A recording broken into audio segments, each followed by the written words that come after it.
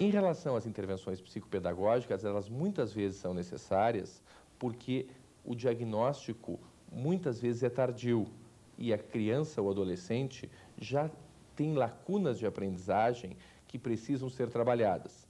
O que quer dizer lacunas de aprendizagem? Quer dizer que, eventualmente, mesmo tu tratando a desatenção e a hiperatividade e estas melhorando, o que ficou para trás em termos de aprendizagem, que não foi adquirido pela desatenção, pela interferência da desatenção e hiperatividade, precisa ser recuperada do ponto de vista psicopedagógico. Bom, junto com a medicação, ele frequentou a psicóloga durante 5 anos. Então, ele teve um acompanhamento psicoterápico para ajudá-lo na escola, para ajudá-lo a passar essas dificuldades que ele mesmo colocava, essas dificuldades, né? Por que que ele começou a questionar os seus problemas, por que que eu sou diferente, por que que eu não estudo na mesma escola que meu irmão estuda, e você tem que fazer todo um trabalho psicoterápico, porque a autoestima dessa criança é muito comprometida também. A escola tem um papel importante. Saber reconhecer os sintomas para poder encaminhar corretamente a criança para a avaliação médica. E mais, o professor deve estar preparado para atender e cuidar melhor dessas crianças no universo da escola. Cuidar como? Por exemplo, uma criança com transtorno de déficit de atenção e hiperatividade, ela não pode ficar sentada na última fila do lado da janela olhando a quadra de basquete. A professora tem que ter a sensibilidade de trazê-la para a primeira fila próxima a ela. As instruções têm que ser instruções diretas, curtas e objetivas para a criança. O ambiente na sala de aula tem que ser o ambiente com o mínimo de estímulos possíveis. Então, tem uma série de questões que são muito importantes e que a escola pode reorganizar para que a criança possa ter uma evolução melhor. Então, dicas como usar cores na lousa, não usar textos longos de leitura. Em vez de adotar texto em prosa, adotar outros gêneros textuais, eles são muito visuais. Então, se você tiver esquematizada a informação e colocar na lousa, ele se organiza melhor. Mais uma outra dica, você vai entrar com uma matéria nova, pressupondo que a matéria antiga está inscrita em algum lugar do pensamento. Não está. Recorde o conceito anterior. Enquanto você fala, use a lousa. Vá escrevendo o que você está falando, porque você tem 2 entradas, a auditiva e a visual. Isso captura a atenção por um tempo maior do DDA. Lidar com o transtorno de déficit de atenção e hiperatividade é um aprendizado diário, tanto para o portador quanto para quem convive com ele. E nesse processo, as parcerias são fundamentais. A relação entre a escola e os pais é muito importante. Ter uma criança hiperativa é muito trabalhoso para um pai, não é? É uma criança que necessita constantemente de novos estímulos, é uma criança que não para quieta, é uma criança que agita a casa toda, movimenta a casa toda, assim como a escola.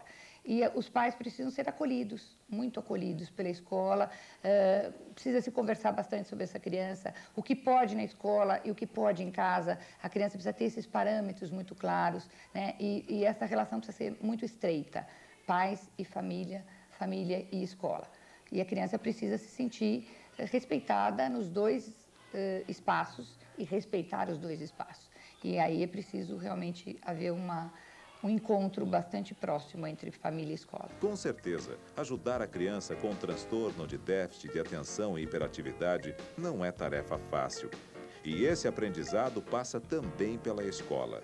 Eu acho que nós estamos num momento em que a escola está sendo desafiada como talvez nunca tenha sido. Não é no método que ela está ensinando, não é nos projetos pedagógicos que ela está desenvolvendo. Ela está sendo desafiada a incluir o diferente. Ela está saindo do padrão do igual, onde todos eram avaliados de uma forma igualitária na sua condição de aprendizagem, que muitas vezes não era aprendizagem, era retenção de informação, da soberania de um conteúdo para um olhar sobre o aprender. E o aprender implica numa diversidade, porquanto indivíduos diferentes. Como uma pessoa aprende? Que rota ela adota para aprender? Que tipo de estimulação eu posso adotar para que essa aprendizagem ocorra? Abre espaço, com certeza, para o diferente, para o diverso, para a diversidade. O conhecimento é um grande aliado. Procure obter mais informações sobre transtornos de déficit de atenção e hiperatividade no núcleo de saúde de sua cidade e anote já algumas dicas. Programa de Déficit de Atenção e Hiperatividade no Adulto do Instituto de Psiquiatria do Hospital das Clínicas da Faculdade de Medicina da Universidade de São Paulo. Fone 11 3069 6971. Instituto de Psiquiatria do Hospital das Clínicas da Faculdade de Medicina da Universidade de São Paulo. Fone 11 3069 6510 ou 3069 6508, Ambulatório Infantil.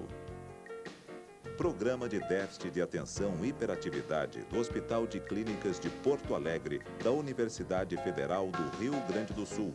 Fone 51 33168272.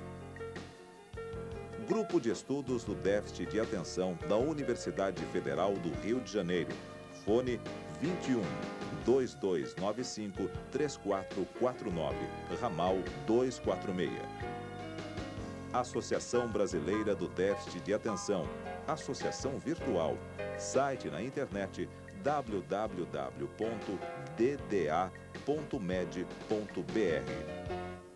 Existia um filósofo, um pensador italiano que dizia o seguinte, que as piores grades são as invisíveis. Foi o Antônio Gramsci, que era um pensador, era um comunista italiano. Ele queria dizer com isso o seguinte, que todos nós temos coisas que nos limitam, o nosso comportamento, o nosso potencial, as nossas perspectivas. Mas se nós sabemos exatamente qual é o problema, onde estão as grades, fica muito mais fácil.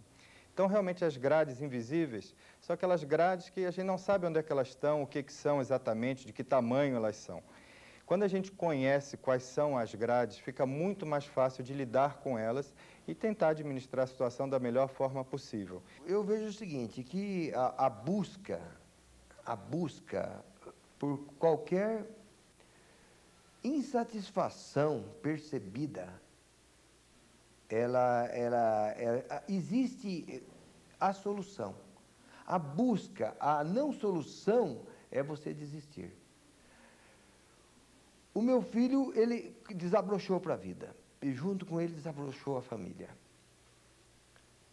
De uma maneira leve, de uma maneira feliz, de uma maneira proativa, com novos projetos pessoais de cada um, novos projetos em conjunto. É muito importante, como vimos, conhecer os sintomas do transtorno de déficit de atenção e hiperatividade e saber que é possível, com tratamento adequado, promover melhor qualidade de vida para crianças e adultos.